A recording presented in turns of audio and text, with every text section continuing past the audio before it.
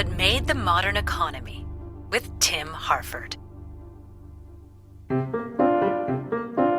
Play the word association game with Silicon Valley, and your mind is unlikely to go to canned food.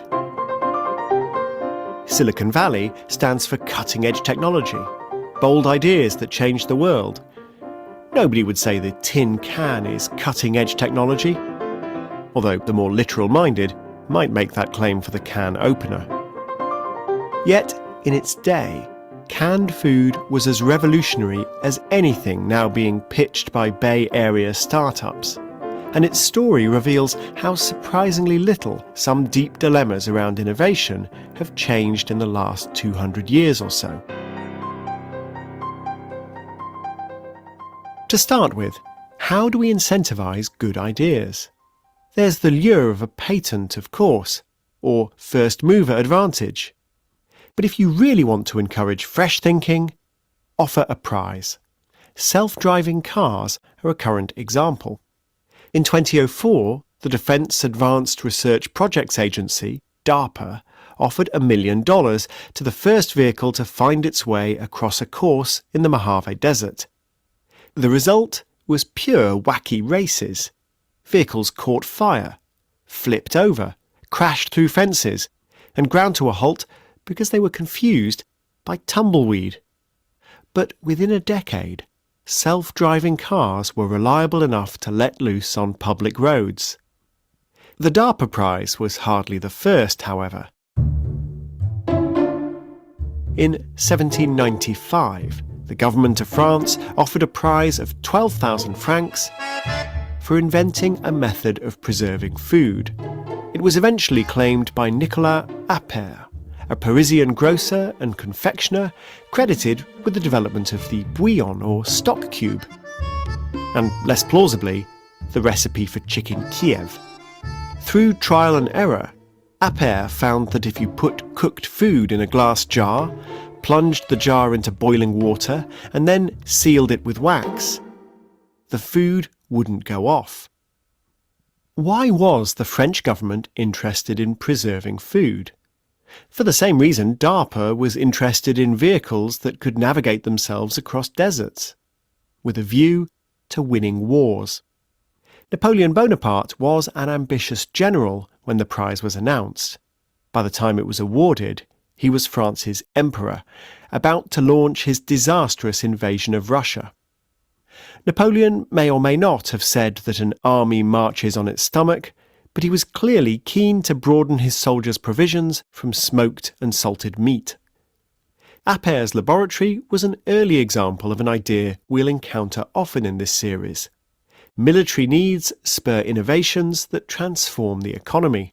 From GPS to ARPANET, which became the Internet, Silicon Valley is built on technologies first funded by the US Department of Defense. But even when ideas come from the public sector, it takes a culture of entrepreneurship to explore what they can do. Appert wrote up his experiments. His book was later published in English as The Art of Preserving All Kinds of Animal and Vegetable Substances for several years.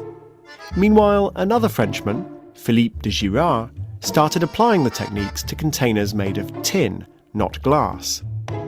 Yet, when he wanted to commercialise his idea, he decided to sail across the English Channel. Why? Too much French bureaucracy, claims Norman Cowell of Reading University in the UK. He adds that England's financial system was entrepreneurial. There were venture capitalists prepared to take a risk. Girard employed an English merchant to patent the idea on his behalf, a necessary subterfuge as England was at war with Napoleon. And an engineer and serial entrepreneur, Brian Donkin, bought the patent for the tidy sum of £1,000. A modern-day Girard, looking for a place with venture capital and risk-taking attitudes, would surely head for Silicon Valley. For decades, others have tried to emulate its knack for generating ideas and growing businesses, to create an innovation ecosystem, in the current parlance. But none have yet quite measured up.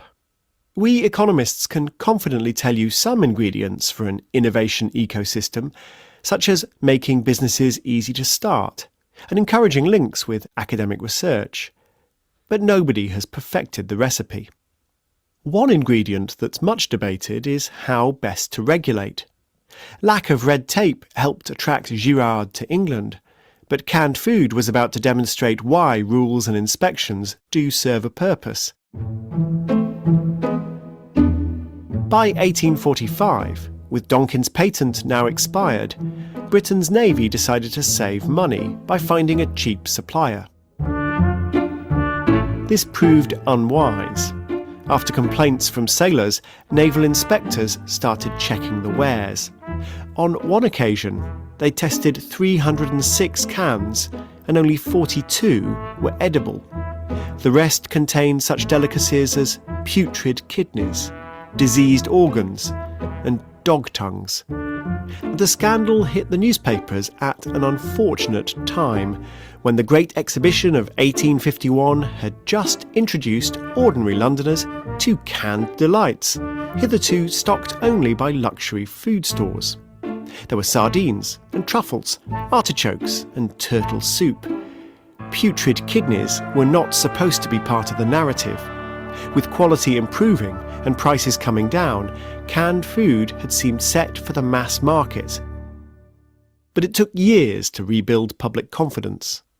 That mass market seemed self-evidently desirable. With refrigeration yet to be invented, safe canned food would widen people's diets and improve nutrition. It's not always so straightforward to anticipate how new technologies will play out, and whether regulators should try to speed them up or hold them back, nudge their direction or leave well alone. Will artificial intelligence hugely widen inequality? Should government step in? How? These are debatable questions, but some Silicon Valley types are sufficiently concerned about where their innovations may be taking us that they're seriously imagining apocalyptic scenarios. We're skating on really thin cultural ice right now, says a former Facebook manager to the New Yorker magazine, explaining why he's bought land on an island and stocked up on ammunition. Others have bought underground bunkers and have planes on constant standby in case society implodes. These preppers, by one estimate, include at least half the billionaires in Silicon Valley. Progress can be fragile. Nicolas Appert found that out. He invested his 12,000 francs in expanding his canning operation, only to see it destroyed by invading Prussian and Austrian armies as Napoleon's rule collapsed. The world looks more stable now, and the Silicon Valley preppers are probably worrying too much. But if their worst fears are realised, the world's most valuable commodity might yet be canned food.